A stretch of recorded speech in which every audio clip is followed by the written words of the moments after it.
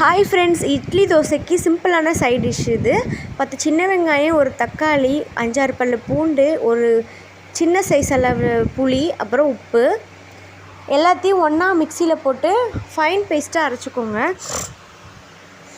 நல்லா ஃபைன் பேஸ்ட்டாக அரைச்சதுக்கப்புறம் இது நான் ரொம்ப டேஸ்ட்டாக இருக்கும். சொல்லப்போனால் இது நம்ம பார்க்க குவான்டிட்டி கம்மியாக இருக்கும் அரைச்சி நம்ம சட்னி வச்சா. ஆனால் கொஞ்சமாக சாப்பிட்டாலே போதும். ஏன்னா அந்த காரத்துக்கும் அந்த புளிப்புக்கும் அவ்வளோ டேஸ்ட்டாக இருக்கும். பார்த்துக்கோங்க ஃப்ரெண்ட்ஸ், நம்ம லைட்டாக தொட்டு சாப்பிட்டாலே அந்த தோசைக்கு மேட்சிங்காக இருக்கும்.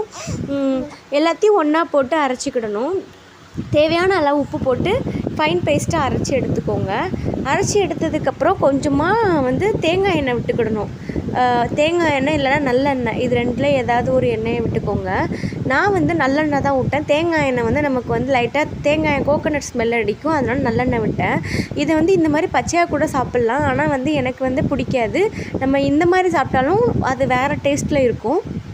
எனக்கு பச்சையாக சாப்பிட்றது பிடிக்காது. அதனால் நான் இந்த மாதிரி கொஞ்சமாக எண்ணெய் விட்டு நல்லெண்ணெய் விட்டு வதக்கி கொஞ்சம் அந்த கலர் சேஞ்ச் ஆகிற அளவுக்கு நான் வதக்கி எடுத்துக்கிட்டேன். ஆனால் இது பச்சையாக சாப்பிட்டா அது ஒரு டேஸ்ட்டாக தான் இருக்கும். இந்த மாதிரி சாப்பிட்டா இது ஒரு டேஸ்ட்டாக இருக்கும். உங்களுக்கு என்ன மாதிரி பிடிச்சிருக்குன்னு டேஸ்ட் பண்ணி பார்த்துட்டு அது மாதிரி பண்ணுங்கள்.